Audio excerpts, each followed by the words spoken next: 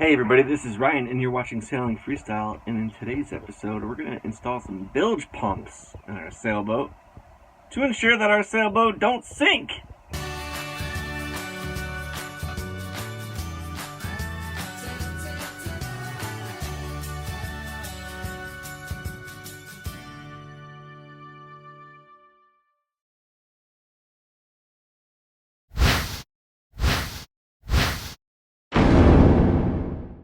Alright guys, one of the essential projects that I wanted to get done was putting the bilge pumps in the boat. Now, originally there was no bilge pumps in here. Actually, I lied. He did have one. He had a bilge pump that was connected to a garden hose that was just kind of like thrown. And I think the idea behind that was when you notice water getting in the boat, you can use the pump to pump the water out and all as well. However, my big concern is what about the water you don't notice coming into the boat? That's the big thing for me. And I've had an experience myself with my other motorboat. All my boats have had bilge pumps in them in the bilge area, and there was one time when I launched my boat, and I don't know if you know anything about motorboats. They got the bilge plug that you gotta put in every time you launch the boat. And occasionally, you know, when you're in a hurry, you launch the boat without putting that darn plug in. And so that happened to me once. Launched the boat, parked the car, and actually I didn't park the truck yet. I had pulled the trailer out, and then I heard my wife saying, is there supposed to be all this water coming out the side? And sure enough, my bilge pump had kicked on, and it was spewing water out the side like nobody's business. But that is a good thing, because, well, my boat did not go underwater. Had I not had a bilge pump in there, I would have lodged the boat, and it would have just filled up with water, and it would have been sitting on the boat ramp rather low, and yeah, a lot of stuff would have been pretty wet and ruined. Anyways, so that's my big concern, is not the water so much that you know about coming into the boat, not like rainwater leaking through your fittings. That's not what a bilge pump is for. A bilge pump is for when water's getting in that you don't want coming in, that you don't know about coming in. And it's the ease of mind knowing that that pump is going to kick on and it's going to get the water the heck out of there. Now, most people with McGregor's say they don't bother with the bilge pump. Because there is, the only water that really gets in is rainwater through leaks up on the deck and stuff like that, chain plates and that kind of stuff. And they say they just sop it up with a towel or pump it out manually, or like they have what the guy had before, just a pump that they can put wherever they want. However, this boat, previously to my buying it, already had a below two now below the waterline through hull fittings. One was the raw water, which was making new through hull there, which is much more sound and much more secure. And the other was in the lazarette with the through hull speedometer kind of thing. So whenever you're in a situation where you got below the waterline fittings, dudes, you need to have a bilge pump, because if any one of those fittings ever goes, you're not going to be able to react quick enough to get that water out of there. So you want to, especially if you're keeping your boat in the water. Like, it's one thing if you're trailering it, fine, you can say, oh, I'm checking it all the time, whatever. But if you're keeping your boat in the water and then you leave, what are the odds that you're going to come back and find your boat submerged at the marina? You don't want that. Get yourself a damn bilge pump. They're really cheap and they're really easy to install, so just do it. So yeah, that's my thing. We got the raw water below the waterline. The lazarette has still got that fitting in there. That's below the waterline. They are perfectly tight right now, but you never know. Accidents happen. Then there's always the chance that, hey, you're sailing around and you whack into a rock and you put a hole in the hull of your boat. Guess what? Water's coming in there. I would sure like to have a bilge pump that's got a float switch on it, and I actually have them installed so I can flip a switch, turn them all on manually. than to sit there and try to pump it out or grab a bucket and all that kind of nonsense. Bilge pump, big security, safety thing for me.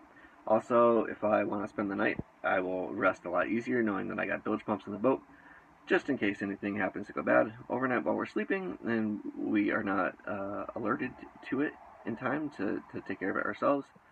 Those bilge pumps will come on and start pumping water out for us. With all that being said, this McGregor, the problem with McGregors and bilge pumps is, guess what? There's no bilge. There's not actually a bilge in these things. A bilge in a boat is the lowest point in a boat where all the water will collect. There is no one lowest point in this boat where water will collect. There's actually three. Because the ballast tank runs along the center and is actually, here's the ballast tank here, and it sticks up about this much from the low point. The low point is not in the middle of the boat, and it's not to the rear of the boat. It's actually on either side of that ballast tank. So basically, you have a low point on one side, you have a low point on the other side of the tank. That water will collect and settle in, and then you also have the lazarette, which is completely sealed off from the rest of the cabin. So any water that gets into the lazarette is another spot where water will collect and hold. So you need 3 pumps technically. You need one on the lazarette, and you need one on each side of the tank, because there's three spots that are low spots in the boat where water will collect. However, for the time being, I think I will eventually want to do all 3. But for the time being, we're just going to do the starboard side here, because that's where my battery and all my wiring is. So I figured that will take priority over the port side. And the other thing is, let's say water does start coming in more on the port side. Oh, by the way, the starboard side also is the side with that through hull.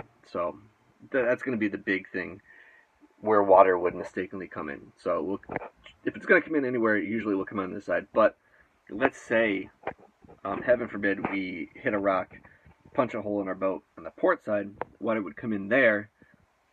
And although there won't be a pump there to pump it out on that side, it will eventually, once it reaches a certain level, start spilling over onto the other side. And when it spills onto the other side, then that pump would kick on, and it should theoretically only keep the water at, yay deep on one side. But I think for safety's sakes, I would feel more comfortable having all 3. But for now, we're just going to do the 2. Starboard side here, I got my battery and electronics. This is where all my electrical is. And we also have the through hull here. And we also have another through hull fitting here. And that's the drain for the sink. So we already know this is a safe spot to put another through hull. So the bilge pump, we're going to put a through hull right here. So the pump can be plumbed to that through hull for an exit. And then the lazarette will probably do it on the same side. Man, I think I have talked enough here. What are we at? 8 minutes? Almost 9 minutes of me rambling on. Let's just start getting to work, alright? So we got our alcohol stove removed to allow us access here.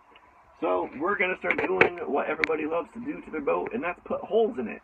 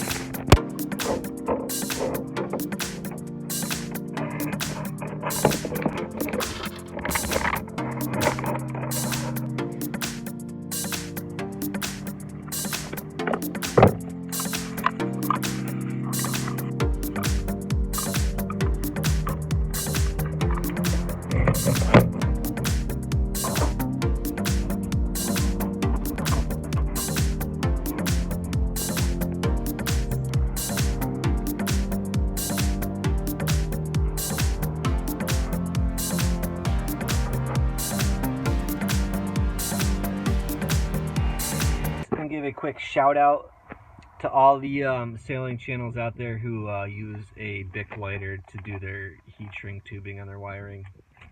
Guys got some mad skills, man. Oh, where'd that shrinky go?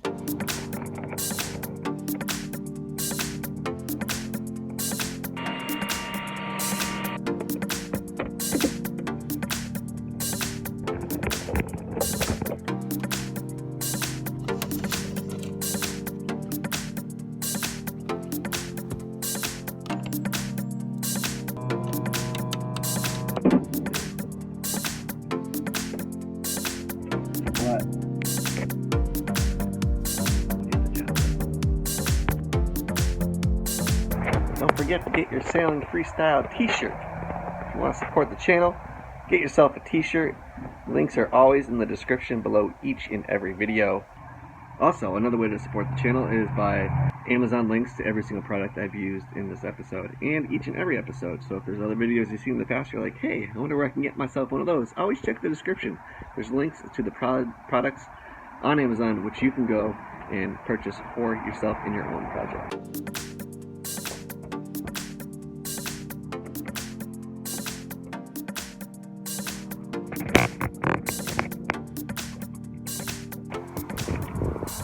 Alright, it's been a day. That glue is all cured up, so we should be good to go and test it out.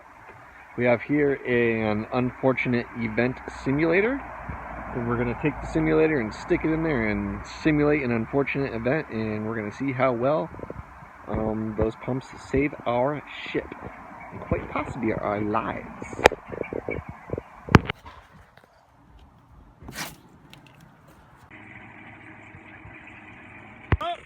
Hey!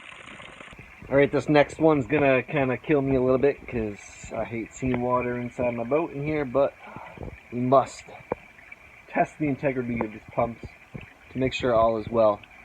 So we are going to use the simulator to simulate the other through hull failing, or possibly we whacked into a rock and there's a hole in the hull.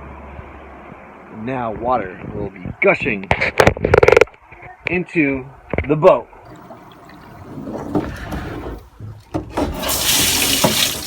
Oh boy. The boat is flooding.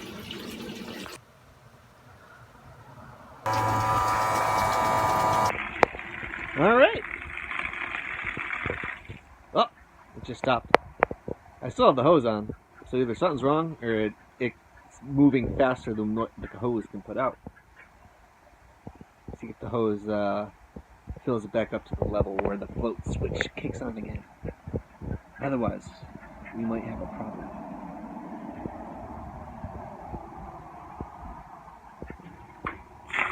Hello! Yeah.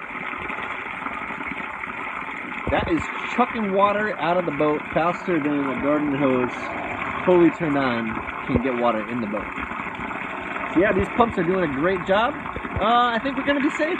We will definitely be able to sleep a lot sounder at night for sure, knowing that these pumps are installed, and that if anything unfortunate happens, those pumps will keep water out of the boat for us. Now, there still will be a little bit of water left over after the pump is done, so I'll just have to get in there with a shop vac and suck up the rest of it. This gives me a good opportunity to test out my manual bilge pump. This is a C-Sense hand bilge pump. I don't think my hose is long enough to shoot it out into the cockpit, so we might just have to pump it into a bucket.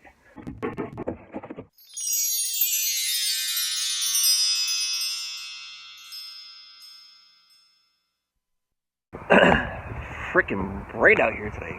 Sweet Jeebus. Alright guys, that is going to do it for this episode of Sailing Freestyle. If you're happy I got some bilge pumps on this boat, make sure you show it by clicking the like button below.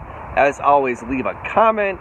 Please share this video with your friends and family on social media. And if you haven't already, make sure you subscribe. Before we go, I want to bring a few little changes that we've made to the support part of the channel here, and we're gonna start here with Patreon. The way the Patreon's set up, we no longer have tiers in Patreon, so everybody all has the same access to all the great stuff, no matter how much you are contributing through Patreon. So whether you choose to donate $1 per episode, $1 per month, or $100, everybody's getting the same exact reward no matter what. And those rewards include access to the patron-only newsfeed and being a part of the patron community. We all go there, you know, I'll post a few things on Patreon, and we'll chat sometimes and stuff like that, so that's a perk. You will get your name in the credits. Everybody will get their name in the credits no matter how much you're contributing. Also, at random, at the beginning of each episode, a name will be selected for the this episode was brought to you by section. So that's going to be a random name generated thing. I also would like to get the Patreon community involved in like a kind of a question and answer kind of thing, where people ask me questions and I'll answer them on a future episode in a subject much like this. And I'll give you a shout out to the name and the question and I'll answer it. Also, I want patrons to start kind of contributing ideas of what they'd like to see for future episodes and really kind of get involved in that kind of stuff, like the content direction of the channel. And as always, everybody gets the 24 patron preview access where you can see the videos 24 hours in advance before anybody else sees them, all without any advertisements playing in front of the videos.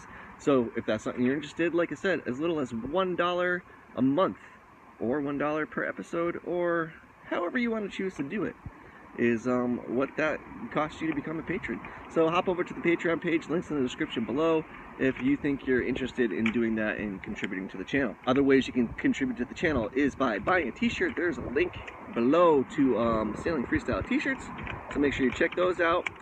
And there's also, in every episode, I try to put links to all the things that I used on the projects in that episode, links to those products in Amazon. So if you see something that you want to use in your project, click a link below to go to that product on Amazon, and I'll earn a little bit of money that way. And a new thing that I'm just starting today, actually, if the monetary way doesn't interest you in supporting the channel, and you don't want to buy a t-shirt, and you don't really need any of the links to the affiliate products out there, I just set up a Amazon wish list, so you can go check out the wish list of all the things I'm interested in, and if you want to contribute an actual item yourself, feel free to contribute something on that wish list. That way you know that your contribution is actually directly going into the product, into this project here. Also, if you do that, whatever you decide to contribute through that wish list, it will appear on an episode thereafter, and I will certainly give you a shout out and credit for donating that item. Unless you don't want me to, just let me know and I won't.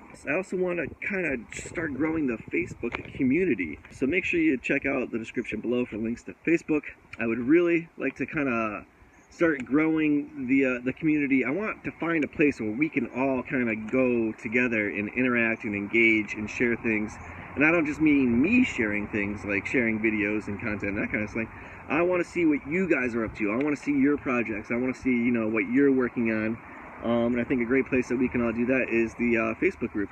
So if you go over to Facebook, like the Sailing Freestyle page, and share what you're doing. Drop me a comment and let's talk. I really want to get everybody involved in this. I want everybody to become a part of this channel. I want you guys to be in some of these videos too. Like, is there a way that if you share what you're got going on, maybe I can put that into an episode and you know, you can become a part of this. I really want this to start being less all about me and more about, you know, us. Let's make it an us thing going forward. Yeah, I think that's pretty much going to sum it up, guys. So, as always, the easiest thing you can do, like, subscribe, share, and leave a comment below if you have any thoughts or suggestions and that kind of thing, ideas. Do it up, man. I love to hear from you guys. I love to respond. And, yeah, this whole adventure has been pretty freaking awesome if you ask me. So, let's keep it up. This has been awesome. Alright guys, I'm going to wrap it up, so let's get into the part where we take a sneaky peeky of what's coming up on the next episode of Sailing Freestyle. And yes, it will be a sailing episode, I promise you. And it was actually one of the best times I've had yet on the boat, so I hope you look forward to that. Alright, until next time guys, see ya. Coming up next time on Sailing Freestyle, we get out sailing again. We visit Otis Reservoir, and it's relatively windy, and I was a little nervous at first, but ended up being a great day of sailing.